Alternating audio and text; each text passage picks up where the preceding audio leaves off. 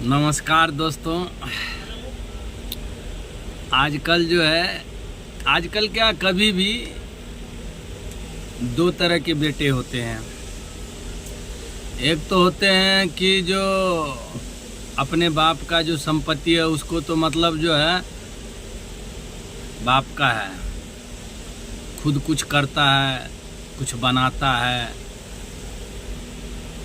एक तो ये बेटा हो गया। दूसरा होता है खा पी के बड़े हो गए, जवान हो गए, शादी हो गया है, ठीक है, बाप का जो दौलत है उस पे नज़र है, उसमें से जो आता है जब पूरा हो रहा है ठीक है, नहीं तो उसमें से बेचना स्टार्ट करो संपत्ति को। फिर जब बेचते बेचते संपत्ति ख़त्म हो जाता है तो फिर समझ लो क्या होता है वो आप लोग समझो।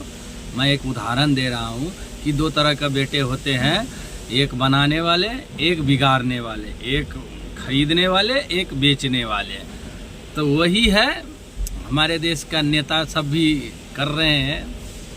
आप लोग खुद समझदार होंगे तो समझ जाएंगे, नहीं तो गोबर खाने में तो भैया बहुत महारत हासिल हो ही गया है। इतने दिन से गोबर खा रहे हैं लेकिन इसका कोई वैज्ञानिक औपचारिक नहीं हुआ।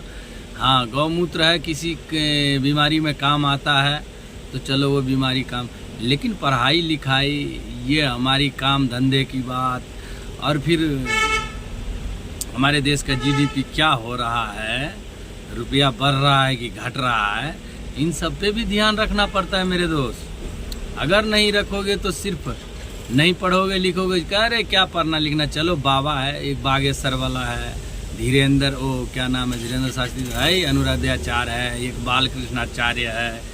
तो ऐसे ऐसे बाबा है हमारे देश में, इसकी कोई कमी नहीं है। लेकिन किस बिल में कहाँ छुप जाते हैं जब कोई कांड होता है तो नहीं बता पाते भाई साहब। लेकिन देश का लोग मूर्ख नहीं, समझदार, सॉरी गलती हो गया, समझदार पढ़े लिखे आदमी सब बाबा के पास जाते हैं, अच्छा से उसको नमन करते हैं, चढ़ावा चढ़ाते हैं बिना जीएसटी का। वो भरपाई करेंगे कौन? यही गरीब लोग करेंगे, और कौन करेंगे।